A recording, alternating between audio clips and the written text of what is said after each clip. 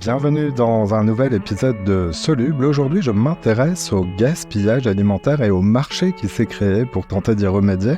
Et on va voir que le numérique joue un rôle facilitateur. Bonjour Clément Méry.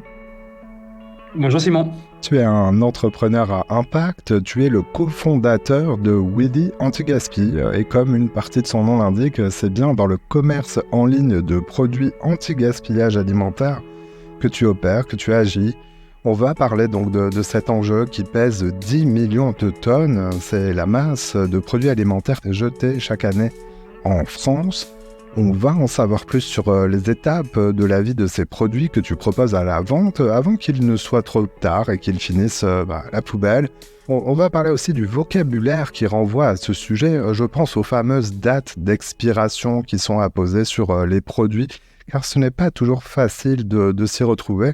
Mais d'abord, on veut en savoir plus sur toi, sur ton parcours. Alors, on peut déjà dire que tu es un ancien rugbyman. Que faisais-tu avant de te lancer dans cette entreprise, l'entreprise que tu as cofondée en 2022? Alors moi, j'ai joué au rugby pendant longtemps, de 4 ans à 25 ans. Professionnellement, j'ai un parcours un peu atypique. J'ai passé 10 ans à l'étranger avant de rentrer en France pour lancer Willy Anti-Gaspi. J'ai travaillé d'abord dans le textile où j'ai passé 5 ans au Sri Lanka. Et puis après, j'ai tout quitté pour aller monter une première expérience entrepreneuriale à New York où j'ai aussi passé 5 ans, où j'avais monté un restaurant français en plein Soho, en plein Manhattan. Et je suis rentré pour lancer Willy Anti-Gaspi et m'associer avec Jonathan Negrin, donc le deuxième cofondateur de la boîte, qui est un ami depuis plus de 20 ans. On était colocataires pendant nos études. Et on avait envie de se retrouver et de monter un projet qui a du sens et qui a de l'impact tous les deux. Donc on s'est rendu dispo l'un et l'autre. Jonathan a démissionné de son ancien job et moi je suis rentré en France, ce qui n'était pas du tout prévu au départ. Et c'est comme ça qu'on s'est associés. On a réfléchi à plein de projets sur lesquels on pouvait avoir de l'impact et qui nous parlaient en tout cas. Et on a atterri sur la lutte contre le gaspillage alimentaire. Et en creusant le sujet, de plus en plus, on se rend compte que c'est un vrai sujet et qu'on peut vraiment avoir de l'impact et changer les choses sur ce créneau. Donc, c'est comme ça que j'ai lancé la société. Allez, on va tout détailler de ce sujet, donc la lutte contre le gaspillage alimentaire. Alors, il faut sauver des produits, il ne faut pas sauver Willy. Il n'y a aucun Willy dans ton entreprise. Il n'y a aucun Willy dans l'entreprise. Pourquoi Willy? Il y a plusieurs raisons à ça. Tout d'abord, on voulait un nom facilement mémorisable et même parfois un peu avec un côté un peu enfantin.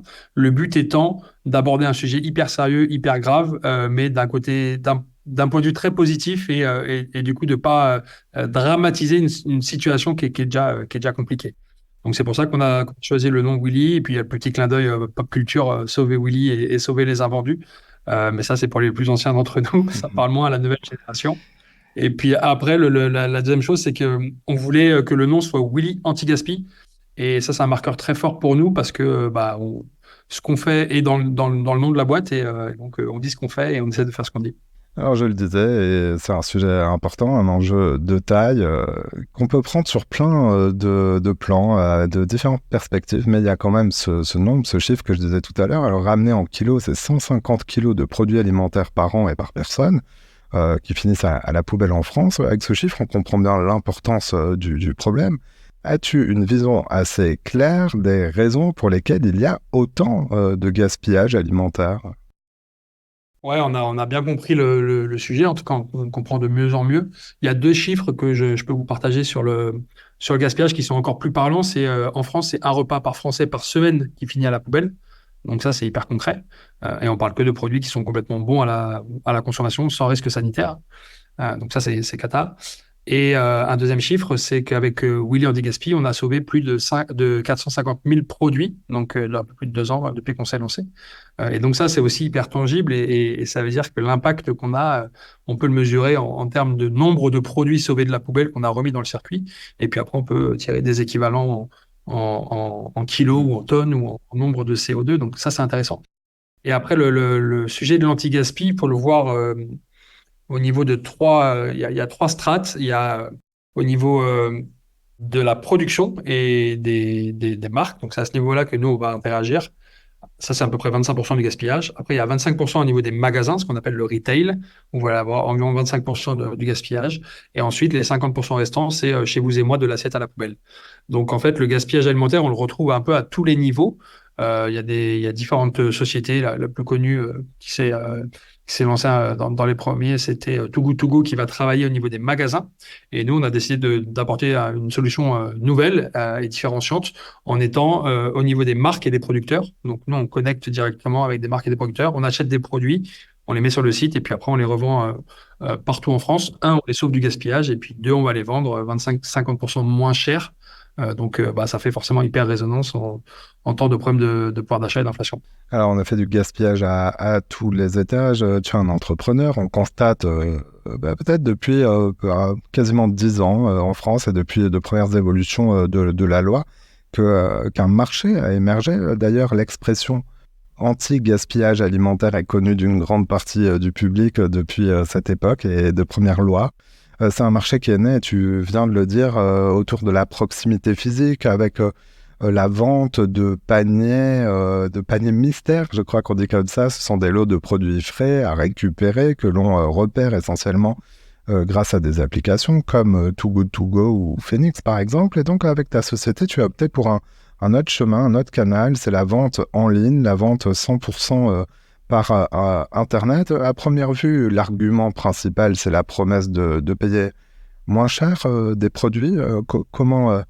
Sur quelle offre tu conquiers des clients? Alors, il y a plusieurs, effectivement, il y a plusieurs choses. Alors, nous, on a décidé de ne pas proposer de panier mystère, mais bien de proposer le choix des produits. Et ça, c'est vachement important parce que les gens vont venir sur le site internet. Donc, nous, comment ça marche? C'est un site internet, willyantigaspi.fr. Vous allez sur le site, vous avez des catégories épicerie sucrée, épicerie salée, produits bébés, cosmétiques. Vous allez choisir les produits que vous voulez uniquement et vous allez les ajouter à votre panier. Et puis après, on va vous les livrer. Donc, le choix du produit, c'est quelque chose qui est très important pour nous parce qu'on ne voulait pas que les gens avec un panier mystère se retrouvent avec des produits qu'ils ne consomment pas. Vous récupérez du café si vous ne buvez pas de café. Potentiellement, ce café va aller à la poubelle. Donc, ça ne luttait pas contre le gaspillage. Donc, le choix des produits, c'était un point différenciant et important pour nous. Le deuxième point, c'est qu'on est le seul acteur qui est 100% dédié à la lutte contre le gaspillage et 100% en ligne. Ça veut dire quoi? Ça veut dire que nous, notre terrain de jeu, il est très identifiable. C'est que vous allez trouver que des produits anti-gaspi. On pourra revenir, j'imagine, sur les raisons de l'anti-gaspi après. Mais nous, toute notre structure catalogue, elle est que sur des produits anti-gaspi. Et la deuxième chose, c'est qu'on est 100% en ligne. Ça veut dire qu'on est capable de livrer tout le territoire national et on n'a pas une zone de chalandise autour d'un magasin physique identifié. Et ça, c'est hyper puissant parce que nous, on a plus de la moitié de nos clients qui sont dans des petites villes ou à la campagne.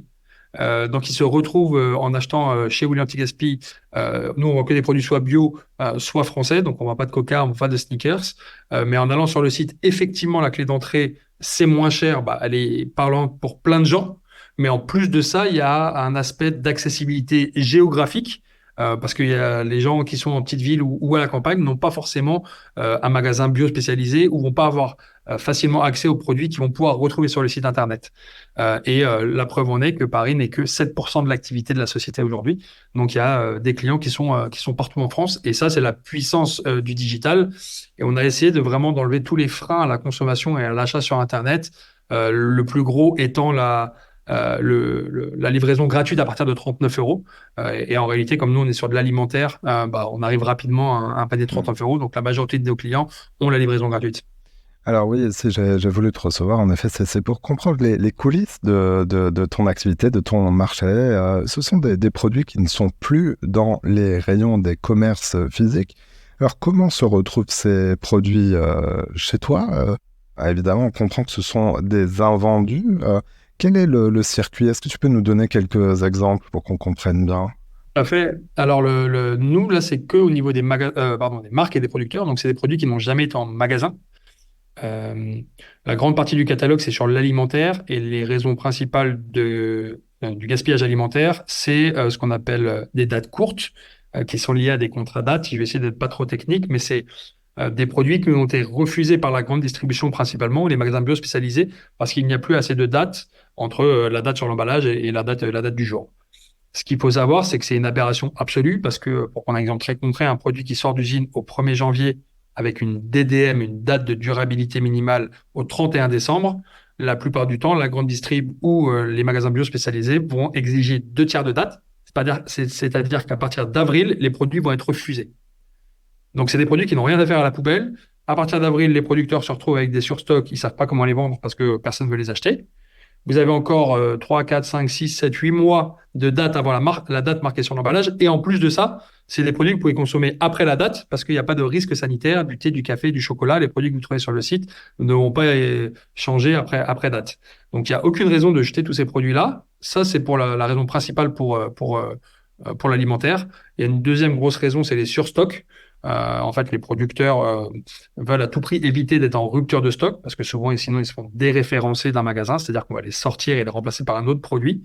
Et pour éviter ça, les producteurs vont toujours un peu surproduire les produits qu'ils vont vendre et ils vont toujours avoir un peu cette variable d'ajustement qu'ils savent pas justement valoriser, donc ils vont béner, que nous, on va récupérer, qu'on va revendre, qu'on va remettre sur le circuit et ceux de la poubelle.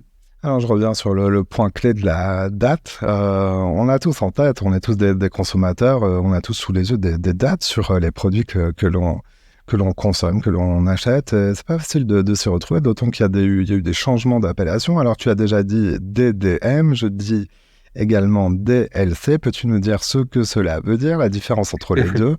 DLC, c'est la date limite de consommation, c'est le fameux à consommer jusqu'au, et on met la date. Ouais, je vais vous expliquer ça le plus simplement possible. Je rebondis juste en amont. C'est vrai que nous, notre job, on a un rôle et un job de pédagogie aussi, parce que c'est vrai que c'est pas clair et tous ces acronymes et toutes ces abréviations. Il y a plein de gens qui comprennent pas. Il y a plein de gens qui se disent, je sais pas si je peux consommer le produit. Est-ce que je vais être malade, pas malade? Bref, il y a aussi beaucoup de travail de pédagogie et le fait que la grande distrib soit de meilleur en meilleur sur l'anti-gaspi et commence à faire de la pédagogie aussi, c'est super pour nous parce que du coup, ça éduque la masse et tout le monde est de plus en plus éduqué sur le sujet. C'est pas si compliqué que ça en a l'air. Ce qu'il faut, c'est splitter en deux les produits frais et les produits secs. Sur les produits frais, vous avez des DLC, date limite de consommation, ce qui veut dire à consommer jusqu'au. Vous allez marquer sur l'emballage à consommer jusqu'au. Et donc, c'est ça, tous les produits frais, les yaourts, la viande, le poisson. Et vous allez avoir un risque sanitaire à consommer après date. Donc, ça, c'est sur les produits frais. Sur les produits secs, anciennement, il y avait les DLUO qui ont été remplacés par les DDM. DDM, ça veut dire date de durabilité minimale. Et sur le packaging, sur l'emballage, vous allez marquer à consommer de préférence avant. Donc, c'est une recommandation de consommation. Et donc, vous n'avez aucun risque sanitaire à consommer ces produits après date. Et donc, nous, aujourd'hui, sur Willy Anti-Gaspi, on est uniquement sur des produits secs. Donc, on parle que de DDM. Si un jour on part sur des produits frais, alors on parlera des DLC. D'ailleurs, c'est vrai que à consommer de préférence avant donc le de préférence, ce qui interroge aussi, c'est le après. Comment tu accompagnes les consommateurs dans ça? Parce que finalement, je prends l'exemple du café. Si on achète du café avec la certitude qu'on va dépasser cette date, justement, comment on s'y retrouve du point de vue sanitaire et comment tu accompagnes les clients sur ces impératifs de sécurité alimentaire?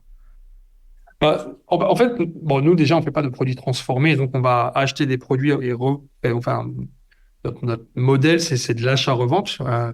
Euh, et comment on accompagne les consommateurs sur ces sujets-là? En réalité, déjà, nous, on a assez peu de produits qui sont en date passée, parce que, comme je l'expliquais, en fait, nous, on reçoit des produits qui sont considérés date courte, mais qui sont en fait des fausses dates courtes. Donc, en général, ils sont vendus bien avant la date marquée sur l'emballage.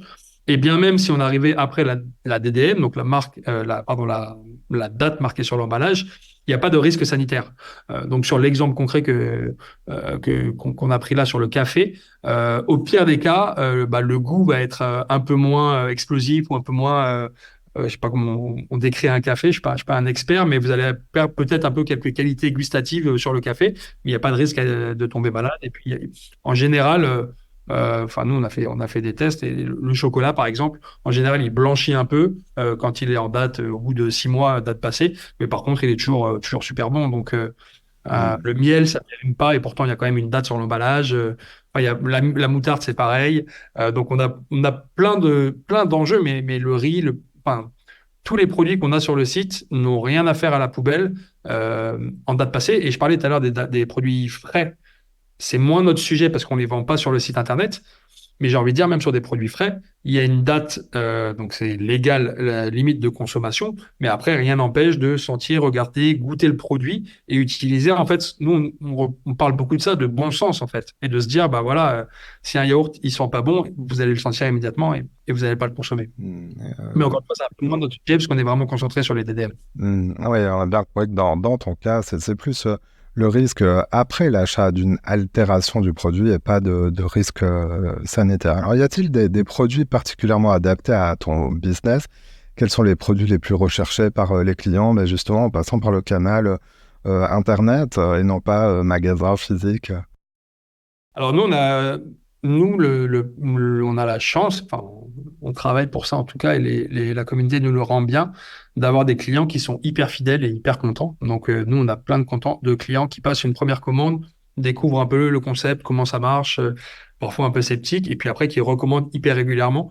Et donc on entre dans ce schéma de consommation de se dire, je vais aller faire un maximum de courses sur Willy Anti-Gaspi, c'est moins cher et en plus c'est bon pour la planète.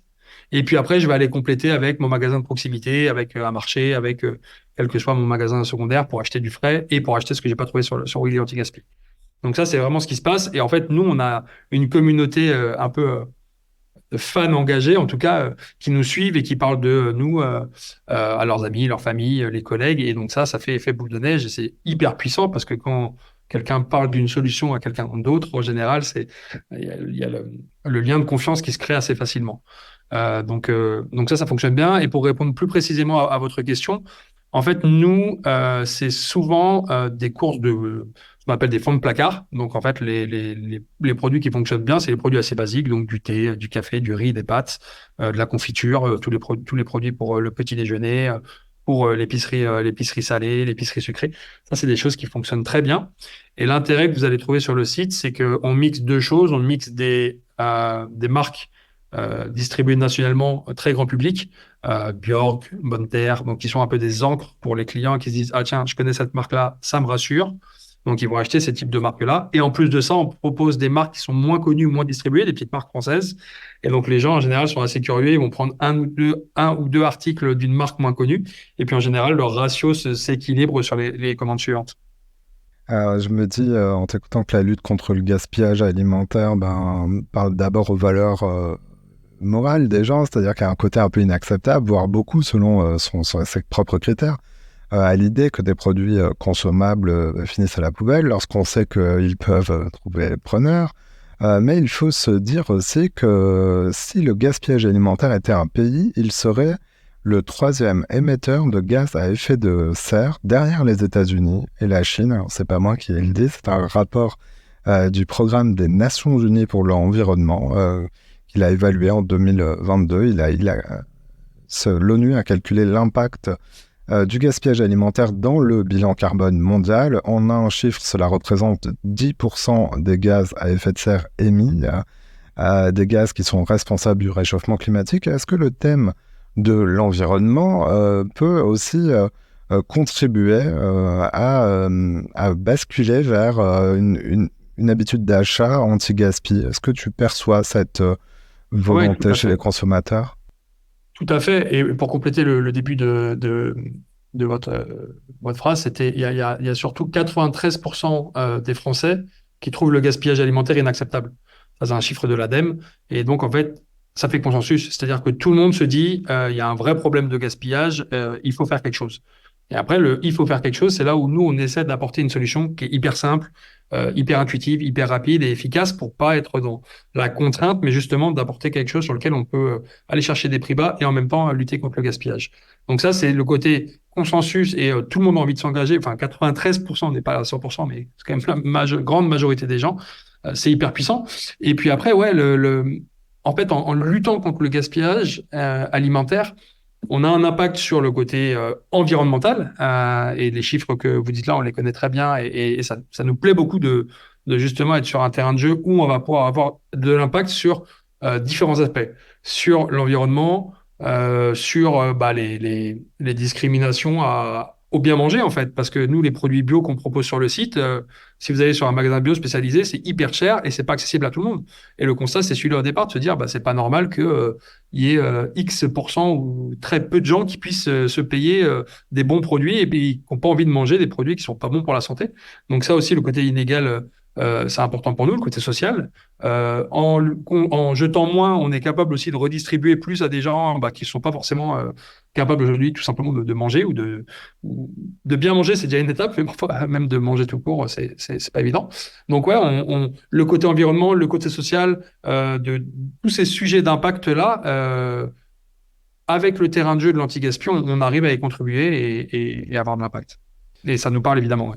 Alors, tout au long de cet épisode, on a découvert ton entreprise. Alors, quelques mots sur tes projets, les projets de ton entreprise et quelques chiffres. Alors, quels sont les chiffres actuels? C'est une entreprise basée en France qui a donc 2 ans. Quel est l'horizon? Quelles sont les perspectives de développement? On a une très très forte croissance depuis qu'on s'est lancé. Donc on s'est lancé à 2 avec Jonathan, mon associé. On a été longtemps 2 et là depuis un an on a beaucoup recruté. On est 17 maintenant dans l'équipe. Donc on a aussi attiré plein de talents qui étaient super bons sur leur métier et puis engagés et qui voulaient avoir un job au quotidien qui leur parle et qui avait de l'impact.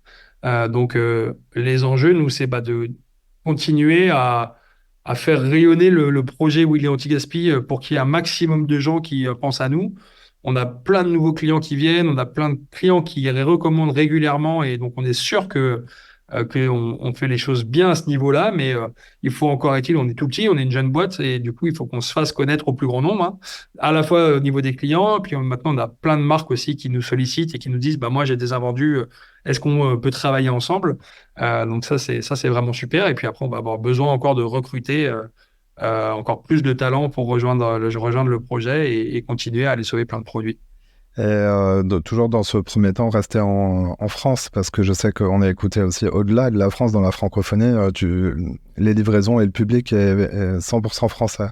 Pour l'instant, on est sur les territoires nationaux. On a des axes de développement qui sont développer le fret, développer l'international, ouvrir des nouveaux moyens de distribution. Enfin, on a envie de tester plein de choses, mais je mets 2 remarques à cela. La première, c'est que nous, avec Jonathan, on est des vieux entrepreneurs. On a déjà monté des boîtes et on connaît l'importance du focus et de pas aller trop vite ou de pas avoir ce qu'on appelle des vanity metrics, de se dire on va être une boîte internationale et puis au final aller trop vite ou pas bien faire les choses. Donc, pour l'instant, on est sur le territoire national et on restera sur le territoire national. Mais les enjeux, malheureusement, de gaspillage, ils sont vrais et ils sont visibles partout en Europe, ils sont visibles aux US, ils sont visibles un peu partout dans le monde. Et donc, j'espère qu'un jour, on arrivera à aller avoir de l'impact sur plein de zones géographiques aussi, en faisant les choses dans l'ordre et déjà en essayant de bien faire les choses en France. Eh bien, tu parlais de focus. Merci pour d'avoir joué le jeu de ce focus sur ton et apporter ton témoignage de terrain sur ta réalité, donc la vente en ligne, mais aussi des spécificités de produits. Clément Méry, cofondateur du site français de vente en ligne Willy Anti-Gaspi, c'est facile à retenir. Je sais qu'on peut aussi garder le lien avec toi en te suivant sur les réseaux sociaux. Tu prends souvent la parole sur LinkedIn. Ouais, sur LinkedIn, c'est Clément Méry, M-E-R-Y. On essaie de prendre la parole sur LinkedIn, de parler d'anti-gaspi, de parler de comment on structure et on monte une boîte en France, le recrutement, les problèmes qu'on rencontre, différents sujets. Et en effet, on a entendu des recrutements à venir, donc guettez si cela vous intéresse le site internet de la société. Je mets tout ça en description. Clément, merci d'être passé dans Soluble. Merci pour l'invitation. Voilà, c'est la fin de cet épisode. Si vous l'avez aimé, notez-le, partagez-le et parlez-en autour de vous. Vous pouvez aussi nous retrouver sur notre site internet, csoluble.media. À bientôt.